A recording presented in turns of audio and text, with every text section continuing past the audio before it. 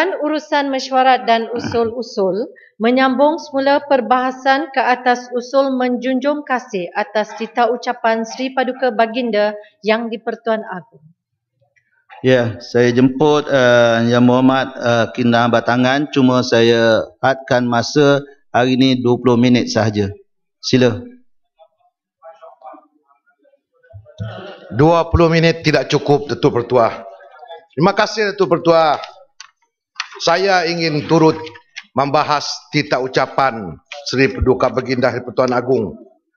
Dan pada saya selaku rakyat Malaysia yang taat kepada negara, rakyat sebetulnya pada PRU ke-13 telah memilih yang tepat, kerajaan yang tepat, pemerintahan yang tepat, yaitu pilihan yang ke-13, dan memilih saya juga orang yang tepat. Sebab kalau memilih mungkin pihak pembangkang, negara kita mungkin tidak ada jaminan keselamatan dia. Tidak ada jaminan dari segi keseluruhannya. Rakyat berada dalam keadaan kebimbangan. Jika semua tepat, macam mana boleh hilang undi popular? Apa ini? Ini baru mukadimah. Kalau pembangkang menang, apa UMNO Barisan Nasional mau memberontak tak selamat. Tan Sri, ini salam saya ingat mau kena 44. Ya. 20 minit. Selepas pilihan raya Tan Sri, walaupun rakyat begitu bijak memilih pemerintah, tetapi kata pepatah Melayu, rumah sudah siap, pahat dibunyikan lagi. Pahat terus berbunyi, Tan Sri. Sehingga timbullah blackout 505, silent walk lah, macam-macam tuduhan. Dan SPR menjadi mangsa kesian. Warga SPR menjalankan kewajipan dan tugas amanah. Saya puji sikap Gombak Tan Sri. Dia tidak pun ikut mana-mana jelajah untuk apa ni? Untuk blackout. Saya bagi dia peluang. Tak betul tu. Duduk tu salam. Ini Gombak saya punya kawan. Terima kasih Tan Sri. Dia bersikap hebat luar biasa.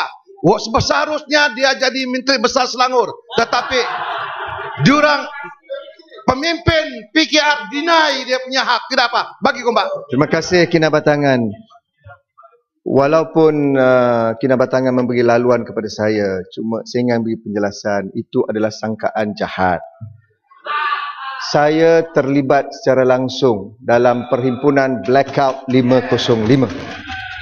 Kerana bagi saya itu adalah fundamental liberties sebagai rakyat Malaysia yang merdeka dan bermaruah. Hak kita berhimpun secara aman. Jadi jangan putar belitkan. Soal saya tak jadi menteri besar tak apa, tetapi Kinabatangan selayaknya menjadi menteri mewakili Sabah. Okey, Gombak. Sebetulnya Tan Sri, saya tidak mempunyai prasangka jahat.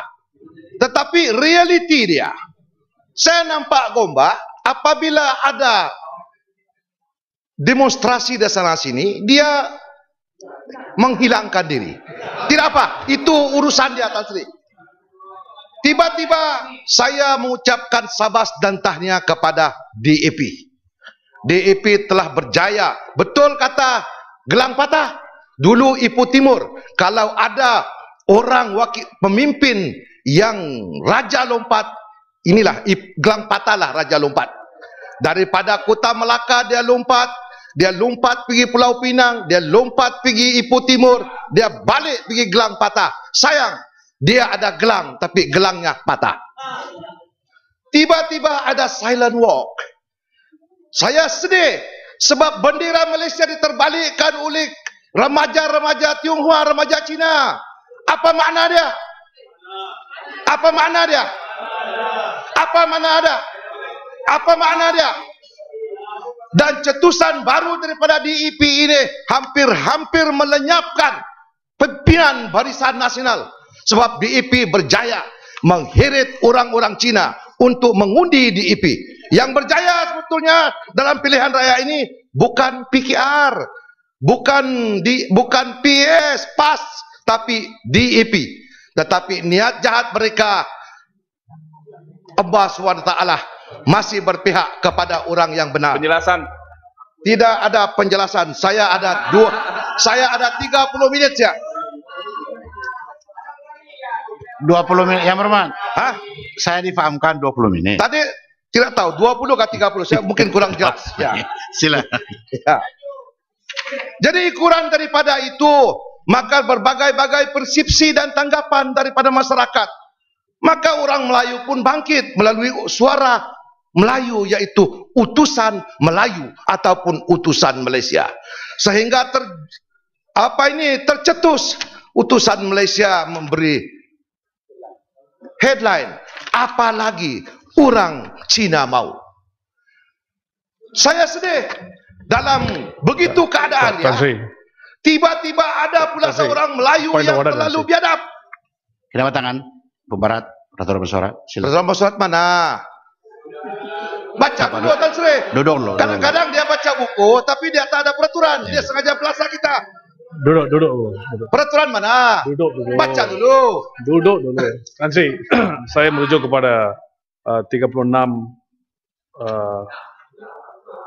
6 dan 9C, Tan Sri, di mana akan menjadi huru-hara dengan apa yang dihujahkan oleh Kinabatangan, di mana mengatakan bahawa ada rakyat Cina membawa bendera terbalik dan sebagainya.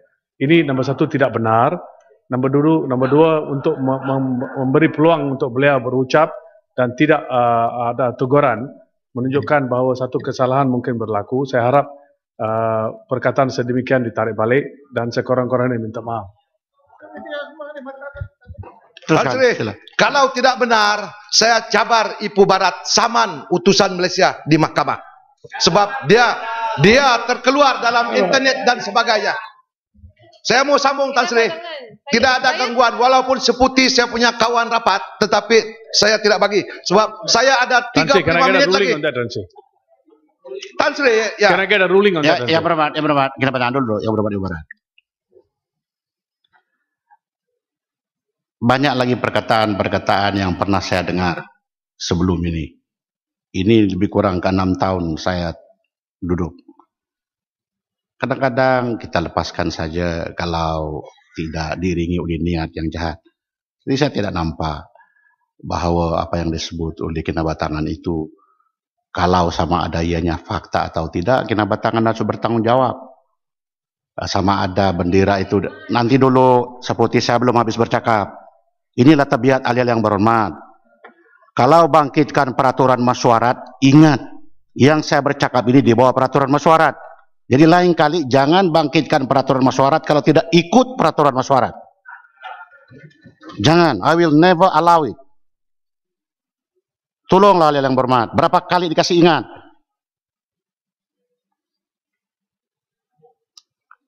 Jadi saya tidak nampak apa yang disebut itu melanggar peraturan mesyuarat. Dia mengatakan bahwa bendera itu balik. Macam mana saya tahu? Jadi kalau saya kata berhenti di situ, tidak elok bagi saya. Terpulang kepada yang berhormat mengatakan bahwa tidak. Sudah yang berhormat katakan bahwa tidak benar.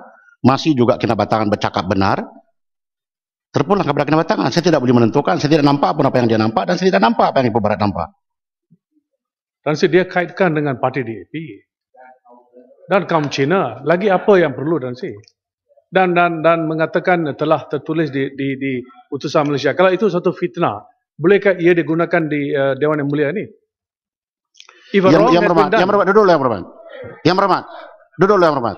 Sebetulnya yang berhormat, perkataan-perkataan begitu, kalau ianya tidak boleh, memang saya tidak setuju. Seperti yang berhormat sebut 2-3 hari yang lalu bahwa kerjaan menipu.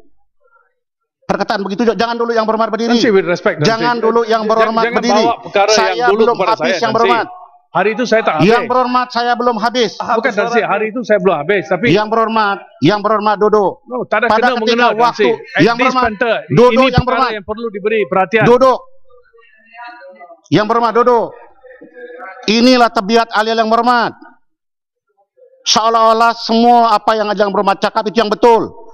Cakap saya yang duduk di sini tidak betul. Pada ketika ahli yang berhormat mengatakan menipu, saya tidak halau. Saya tidak sebut kepada yang berhormat tarik balik. Tiada. Karena yang berhormat Timbalan Perdana Menteri, dia coba senyum dan menjawab. Dia kata kerajaan tidak menipu. Jadi perkara begitu tak apa. Let it go. Itu kan sistem demokrasi. Tetapi apabila yang berhormat menekankan kepada sesuatu yang saya pikir tidak harus dia tarik, seperti yang berhormat mengatakan menipu, saya tidak arah yang berhormat menarik, janganlah terlampau sensitif double standard. Jangan. Karena setiap hari saya memerhati, mendengar. Sila Kinabatangan confine to perbahasan yang elok didengar. InsyaAllah ia akan elok didengar oleh rakyat, tapi tidak elok bagi mereka, Tan Sri. Tan Sri, saya menyambung semula. Apabila utusan membuat reaksi, utusan Malaysia, utusan Melayu bermakna suara orang Melayu. Tetapi saya terpanggil apabila satu orang anak Melayu, nama dia Azran Muhammad, CEO Asia, begitu biadab terhadap orang Melayu, maka saya terpanggil, Tan Sri. Saya mengisytiharkan orang ini Melayu terlalu biadab. Dan saya cabar dia, orang seperti ini, Melayu seperti ini, tidak layak berada dalam negara ini. Dan dia boleh nyah dari kepada negara lain yang dia suka. Yang berhormat. Ahli yang berhormat yang lain, senyap dulu. Yang berhormat. Ada juga tidak kadang-kadang kurang sopan apabila kita membuat tuduhan kepada orang-orang yang tidak berkesempatan untuk membela diri. Saya telah ingatkan kepada yang berhormat daripada dahulu lagi. Apabila orang awam tidak berkesempatan membela diri, pegawai-pegawai tinggi kerjaan tidak berkesempatan membela diri, lepas itu diasak dan diasak, saya rasa kurang adil. Jangan gunakan keistimewaan sebagai wakil rakyat itu untuk bercakap dengan sewenang-wenang. Kita beri contoh kepada rakyat. Sila Kinabatangan saya persilakan confine kepada perkara-perkara yang elok didengar. Telinga saya pada pagi ini kurang sensitif. Ya, CEO Asia ini minta laluan, mengatakan tidak ada laluan salam. Saya punya masa tinggal 40 menit. Putusan Malaysia bukan suara Melayu, suara UMNO.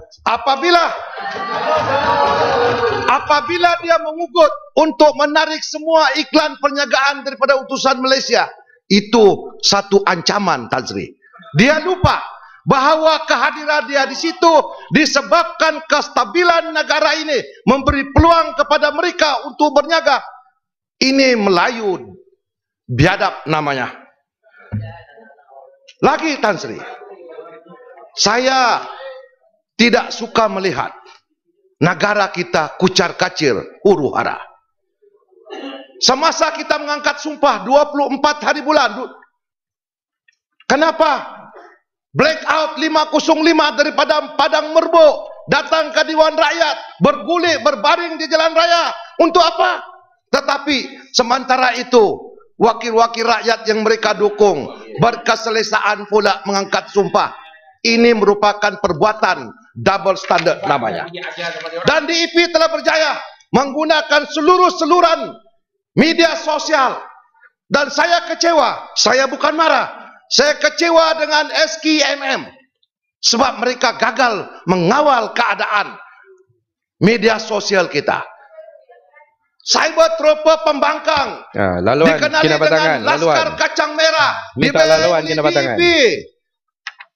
Cendol Pulut Ami uli PKR, bubur Asura Ami uli PS PAS. Tetapi SKMM membiarkan perkara ini berlarutan. Saya juga sebetulnya saya terpanggil untuk membahas dengan SKMM ni, Suruhanjaya Komunikasi Multimedia. Mereka seolah-olah macam harimau tidak bertaring. Satu ketika, Tan Sri, Twitter saya, bukan saya digodam, nama saya, biodata saya dipakai oleh orang-orang saya tak tahu. Dia tweet seolah-olah diri saya yang buat Twitter. Dia cakap macam-macam, memburu-burukan orang lain seolah-olah saya. Saya telah membuat laporan polis. Saya mau tahu